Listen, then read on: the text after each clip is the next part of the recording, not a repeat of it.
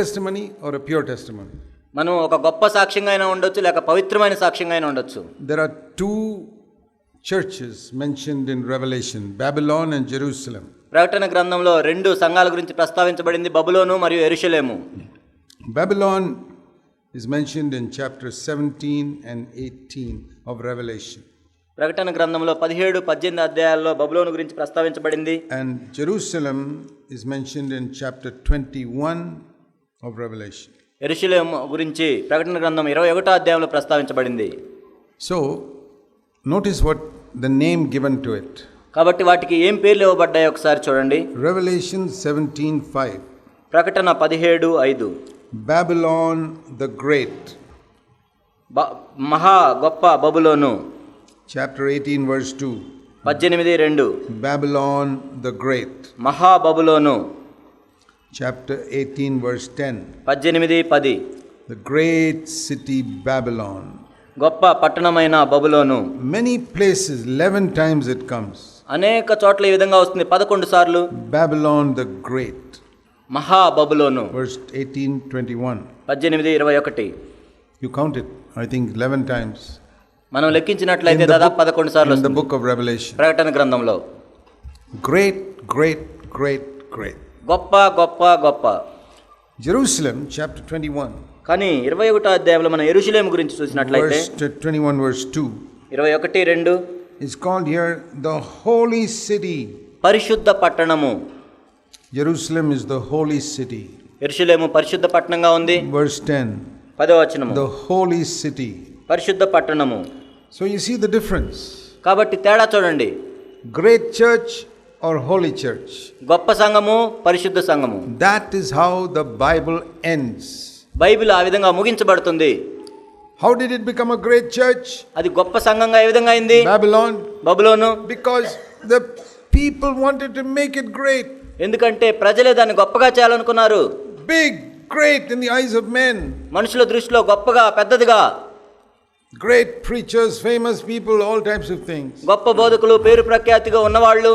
And so many meetings, they will get all the ministers and MLAs to sit on the platform. Great people. అనేక మీటింగులు ఏం చేస్తారంటే గొప్ప వాళ్ళైన ఎమ్మెల్యేలని, ఎంపీలను అక్కడ తెచ్చి కూర్చోబెడతారు. It's all Babylon. అదంతా బబులోను. Can you imagine Jesus asking Herod and Pilate to sit on the platform to introduce him? మీరు ఈ విధంగా ఊహించగలరా? యేసుక్రీస్తు ప్రభువారు తాను పెట్టిన మీటింగ్లో హేరోదునో పిలాతునో తెచ్చి ఈ విధంగా పరిచయం చేయటం? Did he ever do that? ఆయన ఎప్పుడేం చేశారా? Did he go to Herod and Pilate and say, please come to my meeting and introduce me in the meeting? ఆయన ఎప్పుడైనా హేరోదు దగ్గరికి, పిలాతు దగ్గరికి వెళ్ళి మీరు నా మీటింగ్లకు వచ్చి నన్ను పరిచయం చేయండి అన్నారా? But that is happening today. కానీ ఈరోజు అదే జరుగుతుంది. Did Jesus ever tell Judas Iscariot, before I speak, you please tell them all to give some money? ఇస్కరియోతు యోధాకు యేసు ప్రభు ఎప్పుడైనా చెప్పారు, నేను మాట్లాడక ముందు వాళ్ళందరి దగ్గర డబ్బులు ఇవ్వమని అడుగు వాళ్ళని. And Judas Iscariot gets up and says, if you give so much money, Jesus will pray for you. ఇస్కరియోతు యోధా మీటింగ్కి ముందు నిలబడి మీరు ఇంత డబ్బులు ఇస్తేనే యేసుక్రీస్తు ప్రభు మీ గురించి ప్రార్థన చేస్తాడు. Can you imagine? మీరు ఊహించగలరా ఆ విధంగా? But that is what is happening today. కానీ ఈరోజు అదే జరుగుతుంది. That is not the church of Jesus Christ. అది యేసుక్రీస్తు ప్రభు యొక్క సంఘం కాదు. That is some other Jesus. అది మరొక యేసుకు సంబంధించింది. Do you know that there is another Jesus also? మీకు తెలుసా మరొక యేసు ఉన్నాడని? The real Jesus and another Jesus. నిజమైన యేసు, మరొక యేసు. See 2 Corinthians 11. కొరింథీయులకు రాసిన 2వ పత్రిక chapter 11 11వ అధ్యాయం verse 4. 4. If somebody comes and preaches another Jesus whom we have not preached, you receive him gladly, you bear it beautifully. మేము ప్రకటించని మరొక యేసుని వేరే వాళ్ళు వచ్చి ప్రకటించినప్పుడు మీరు ఎంత అద్భుతంగా తీసుకుంటున్నారు. There it says another Jesus. ఇక్కడ మరొక యేసు అని పిలువబడింది. Not only another Jesus. మరొక యేసు మాత్రమే కాదు. It says a different spirit. మరొక ఆత్మ. Not Holy Spirit. పరిశుద్ధ ఆత్మ కాదు. Another spirit. మరొక ఆత్మ. Holy Spirit will make you holy. పరిశుద్ధాత్మ మిమ్మల్ని పరిశుద్ధులుగా చేస్తాడు. This another spirit will only give you some excitement and shake you and push you down and all that. ఈ మరొక ఆత్మ ఏం చేస్తుందంటే మీకు ఏదో పరవశింపజేసి క్రిందకు పడేస్తాడు. But that different spirit is found in many Christian churches and meetings today. కానీ ఈనాడు అనేక క్రైస్తవుల మీటింగ్లో మరొక ఆత్మను మనం చూస్తున్నాం. He's not making anybody holy. ఎవరిని పరిశుద్ధులుగా చేయట్లేదు. He's just giving them some excitement and pushing them down.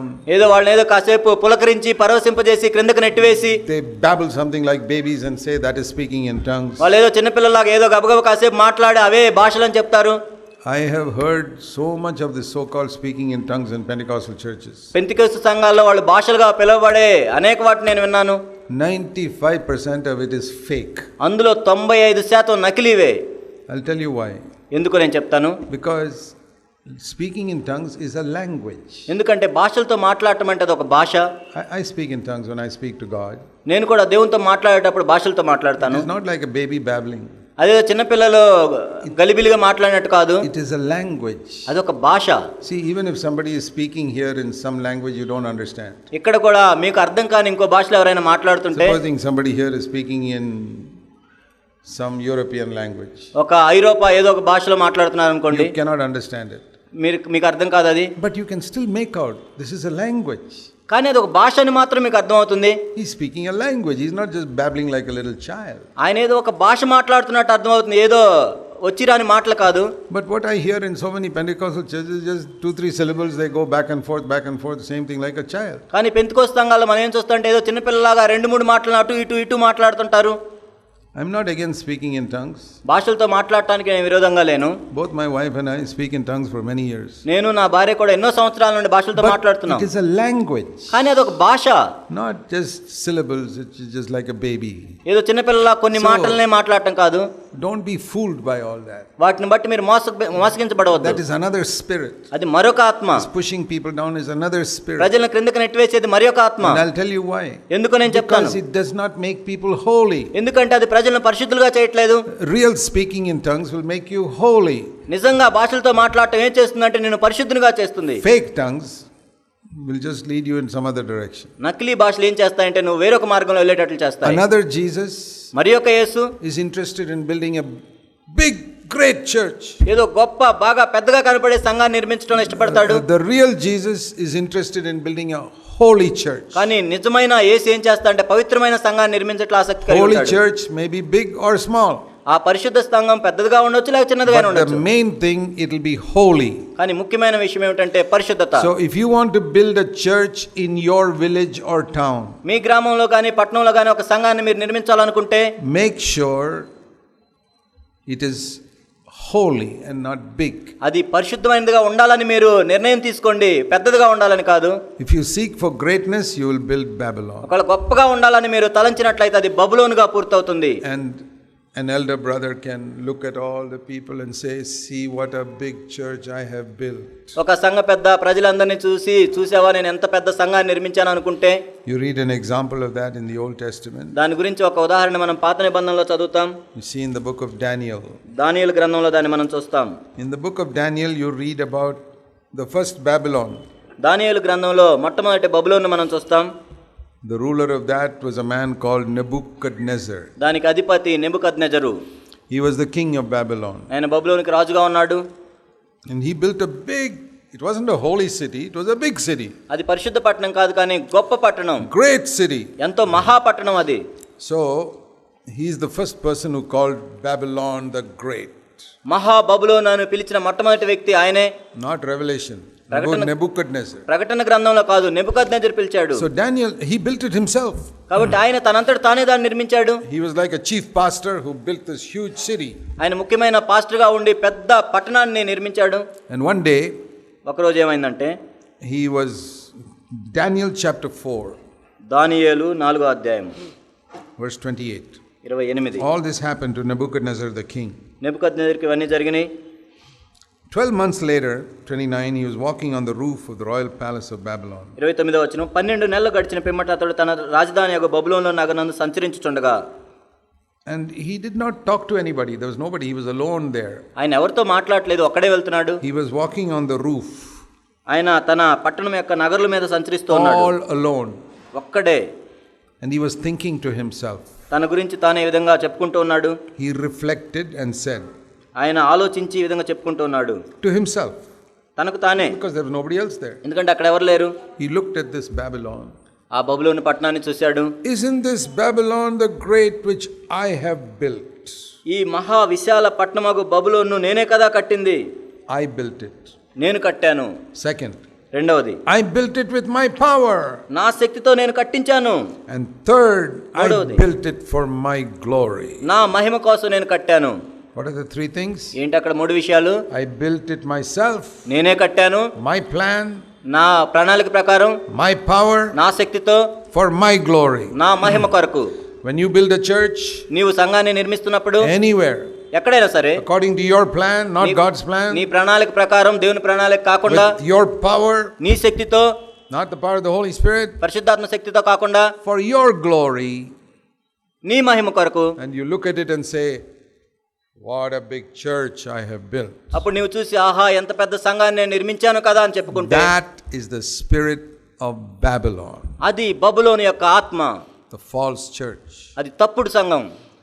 And as soon as he said it, ఆయన చెప్పిన వెంటనే ఈ మాటలు, a word came from heaven, verse 31. 31వ వచనం, పరలోకము నుండి ఒక స్వరం వచ్చింది. Nebuchadnezzar, your position has been taken away from you. నెబుకద్నెజరు రాజ్యము నీ యొద్ద నుండి తొలగిపోయెను. And now I will drive you into the fields. నేను ఇప్పుడు నిన్ను అడవి జంతువుల మధ్యకు పంపిస్తాను. And you will be like, verse 32, like the animals in the field. అక్కడ నీవు అడవి జంతువుల వలె, పశువుల వలె ఉంటావు. 32వ వచనం. Instead of eating food, you will eat grass like the cows. నీవు భోజనం చేసేదానికి బదులుగా నీవు గడ్డి తింటావు పశువుల వలె. And for 7 years you will be like that. 7 సంవత్సరాలు నీవు ఆ విధంగా ఉంటావు. Because you are so proud. ఎందుకంటే నువ్వెంతో గర్వించావు. The mark of the leaders of Babylonian churches is they are proud. బబులోను సంఘం యొక్క నాయకులకు గుర్తేమిటంటే వాళ్ళు గర్విష్ఠులు. They advertise, see what I have built. వాళ్ళు ప్రచారం చేసుకుంటారు, చూడండి నేను ఎంత గొప్పదాన్ని నిర్మించానని. By my power. నా శక్తితో. For my glory. నా మహిమ కొరకు. And then God forsakes them. అప్పుడు దేవుడు వారిని విడిచిపెడతాడు. And that happened to Nebuchadnezzar. నెబుకద్నెజరుకు అదే జరిగింది. For 7 years. 7 సంవత్సరాలు. He was, verse 33, he was eating grass like the cows. 33వ వచనంలో మనం చూస్తున్నాం, పశువుల వలె గడ్డి మేస్తున్నాడు. He was mad. పిచ్చివాడయ్యాడు. He was sleeping outside and the dew was falling on his head, verse 33.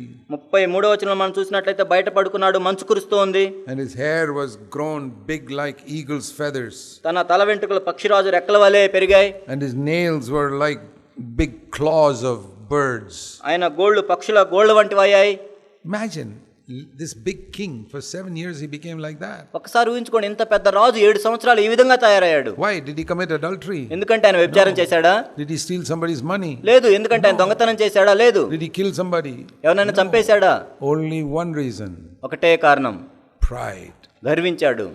God resists the proud. దేవుడు అహంకారులను ఎదిరించును. Today, if any brother or elder brother is proud, God will forsake him just like this. ఈ రోజు ఏ సంఘ పెద్దయినా ఆ విధంగా గర్వించినట్లయితే దేవుడు నెబుకద్నెజరును విడిచిపెట్టినట్లు తిరస్కరిస్తాడు ఆ పెద్దను. You may not become mad like him. ఆయన వల్లే మీరు పిచ్చివాళ్ళు కాకపోవచ్చు. But spiritually you will be like that. కానీ ఆత్మ సంబంధంగా నీవు ఆ విధంగా అయిపోతావు. Spiritually you will be like a madman. ఆత్మ సంబంధంగా నీవు పిచ్చివాడి వలె తయారవుతావు. You won't hear God. నీవు దేవుని స్వరాన్ని వినలేవు. But God had mercy on him.